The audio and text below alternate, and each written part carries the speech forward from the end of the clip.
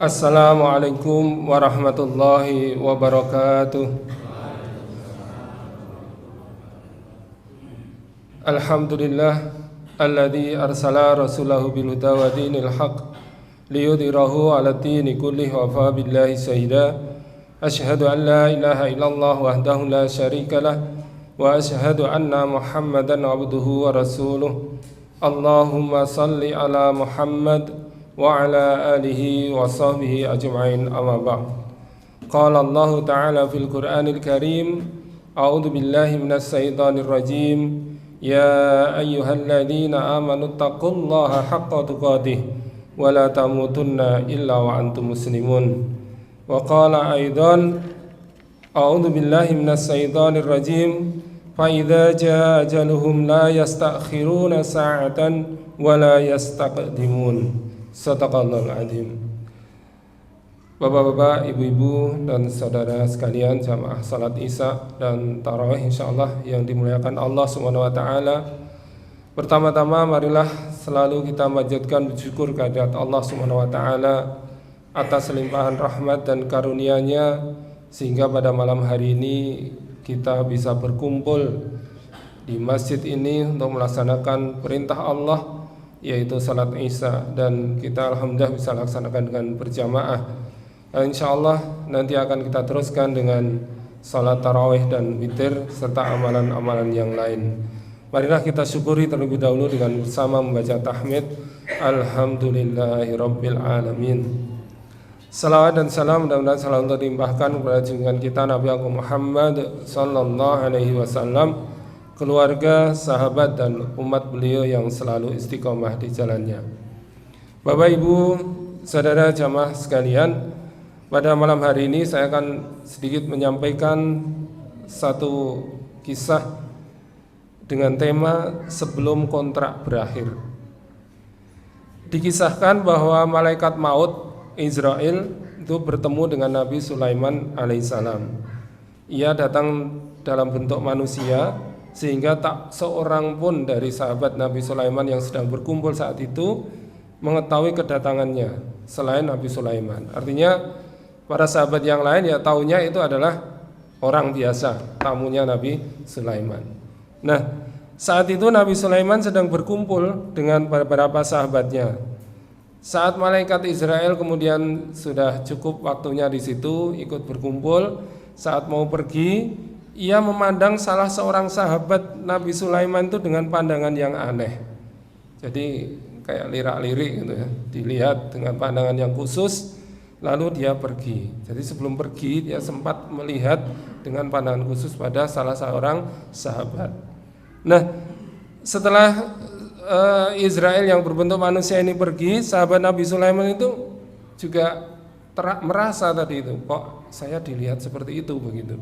Kemudian dia bertanya kepada Nabi Sulaiman, wahai Nabiullah, mengapa ia memandangku seperti itu begitu?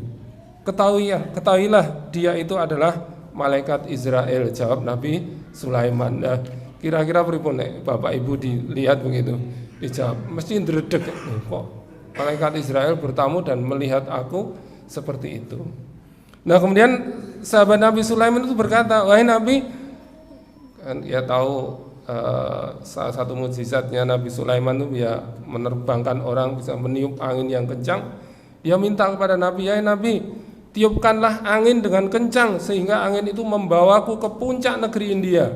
Sesungguhnya aku berfirasat buruk. Jadi dia merasa dilihat oleh tamunya Nabi Sulaiman itu sudah terasa, kok pandangannya aneh begitu. Dia minta ditiup oleh Nabi Sulaiman biar sampai ke puncak India, dan karena punya firasat buruk. Nah, lalu Nabi Sulaiman berkata, apakah engkau akan lari dari takdir jika maut memang akan menjemputmu? Tanya Nabi Sulaiman. Sesungguhnya Allah memerintahkan kita semuanya untuk mencari sebab-sebabnya, dan aku yakin engkau akan mengabulkan permintaanku, kata sahabat Nabi Sulaiman. Jadi si sahabat ini ya masih berusaha biar saya enggak didatangi malaikat Israel dekat dengan penjenengan Nabi, saya ditiup aja yang jauh. Nah, kemudian Nabi Sulaiman memerintahkan kepada angin, disampaikan juga kepada angin untuk membawanya ke tempat yang diinginkan. Tapi ya sudah jadi ininya ya, sudah jadi waktunya. Selang beberapa saat Israel itu datang. Nabi Sulaiman bertanya, apa urusanmu? Salah seorang sahabatku, mengapa engkau pandangi dia seperti itu? Maka Israel menjawab, aku memandanginya seperti itu dikarenakan ia tercatat di dalam daftarku, daftar kematian, maka bahwa ia akan mati di sebuah negeri di India. Jadi daftarnya malaikat itu mengatakan bahwa sahabat ini akan mati di sebuah negeri di India. Aku heran bagaimana ia dapat pergi ke sana sedangkan ia ada bersamamu. Ya, malaikatnya juga heran. Daftarnya mau mati di negeri India, tapi kok dia di situ dekat Nabi Sulaiman, di negaranya Sulaiman.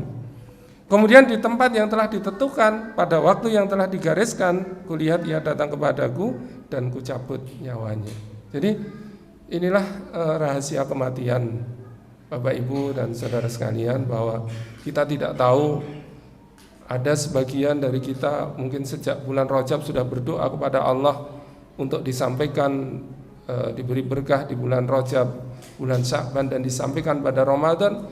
Mungkin sudah sehari sebelum Ramadan sudah dipanggil oleh Allah Subhanahu wa taala.